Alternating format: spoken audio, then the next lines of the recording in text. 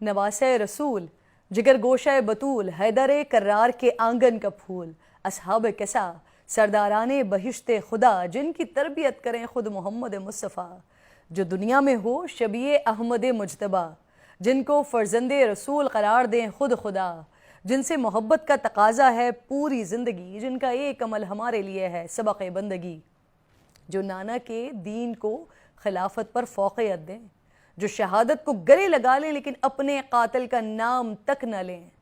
आज 15 रमज़ानुल मुबारक हज़रत इमाम हसन रदियल्लाहु ताला अन्हो का यौम विलादत है। अल्लाह रब्बिल जलाल ने आपकी आमद की बिशारत आपकी विलादत से पहले ही दुनिया में भेज दी थी। हज़रत उम्मुल फ़ज़ल से रिवायत है कि उन्होंने ख्वाब देखा कि गोया नबी करीम सल्लल्लाहु अलैहि वसल्लम का जिस्म मुबारक का एक टुकड़ा उनके घर आ पहुँचा है। उन्हें इस ख्वाब से बड़ी परेशानी लाहिक हुई। नबी करीम की मजलिस में हाजिर हुई, ख्वाब बयान किया, जिस पर आप सल्लल्लाहु अलैहि वसल्लम ने फरमाया कि उम्मुल फ़ज़ल, तुमने अच्छा ख्वाब देखा है।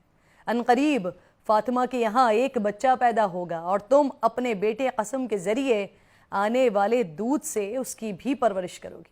फिर ऐसा ही हुआ। हज़रत फ़ातिमा रदियल्लाहु ताला अन्हा के घर इमाम हसन की विलादत हो गई। रिवायात में आता है कि अरब में इससे पहले किसी बच्चे का नाम हसन नहीं था। यकीनन इस नाम का इंतखाब इस दुनिया में तो नहीं बल्कि किसी और बारगाह में हुआ होगा। महबूब खुदा मोहम्मद मुस्तफ़ा अहमद मुजतबा की आपसे मोहब्बत का ये आलम था कि आपको कांधे पर बिठा कर चलते। सजदे में हूँ और इमाम हसन आ जाएं तो सजदा तवील हो जाता था। खुतबे के दौरान इमाम हसन पर नज़र पड़ जाए तो खुतबा मौकूफ़ करके नीचे आते और इमाम हसन को अपनी गोद में बिठाते। एक बार हुज़ूर अकरम सल्लल्लाहु अलैहि वसल्लम बैठे हुए हैं और हसनैन करीमैन कुश्ती का खेल खेल रहे हैं। इस दौरान हुज़ूर अकरम सल्लल्लाहु अलैहि वसल्लम बार बार इमाम हसन का हौसला बढ़ा रहे हैं। ये मंज़र देखकर हज़रत फ़ातिमा ज़हरा रदियल्लाहु ताला अन्हा पूछती हैं कि अब्बा जान, आप हसन का हौसला बढ़ा रहे हैं, लेकिन वो तो बड़े हैं। इस पर हज़रत मोहम्मद मुस्तफ़ा सल्लल्लाहु अलैहि वसल्लम फरमाते हैं कि जिब्राईल अमीन भी ये खेल देख रहे हैं। वो हुसैन का हौसला बढ़ा रहे हैं और मैं हसन का हौसला बढ़ा रहा हूँ। जन्नत के सरदार सिबते रसूलुल्लाह रेहानत रसूल की फ़जीलत और शान सहाबा भी अपने अंदाज में बयान करते हैं। हज़रत अबू बकर सिद्दीक़ रज़ियल्लाहु ताला अन्हु की इमामत में नमाज हो रही है, मौला अली ने भी साथ अदा की है। जब मस्जिद से बाहर निकलते हैं तो इमाम हसन सामने खड़े नज़र आते हैं। सिद्दीक़ अकबर उन्हें अपने कांधों पर उठा लेते हैं और फरमाते हैं कि ए अली, ये साहबजादे आपके हैं लेकिन चेहरा अनवर मुस्तफ़ा जैसा है।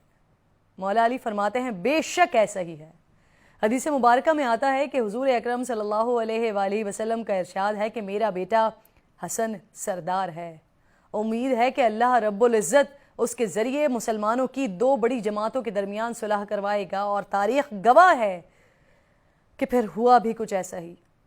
नबी करीम सल्लल्लाहु अलैहि वसल्लम ने खिलाफत का ज़माना 30 साल बयान फरमाया और ये 30 साल हज़रत सैयदना इमाम हसन रदियल्लाहु ताला अन्हु की खिलाफत से ही पूरे होते हैं। लिहाजा हज़रत सैयदना इमाम हसन रदियल्लाहु ताला अन्हु खुलफ़ाए राशिदीन में शामिल हैं।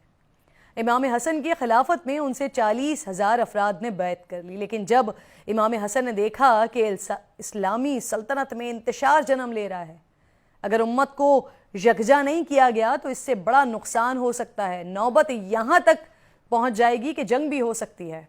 उन्होंने 41 हिजरी में हज़रत माविया से न सिर्फ सुलह की बल्कि हुकूमत से अलहदगी भी इख्तियार कर ली।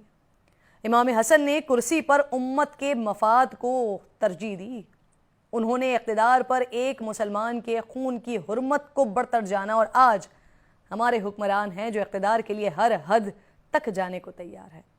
मुखालिफ से हाथ मिलाने के बजाय उससे इंतकाम लेने को तैयार हैं। मैंडेट तस्लीम करने के बजाय किसी भी तरीके से उसको इक़्तिदार से बेदखल करने के प्लान बनाते रहते हैं और इस सब में नुकसान अवाम का होता है, रियासत का होता है, मईशत का होता है। आज के दिन नाज़रीन बस ये याद रखिए कि अगर आप इमाम हसन से मोहब्बत करेंगे तो कायनात की तमाम मखलूक आपसे मोहब्बत करेगी, और जिसने इमाम हसन को नाराज़ किया बेशक वो दोनों जहानों में रुसवा हुआ।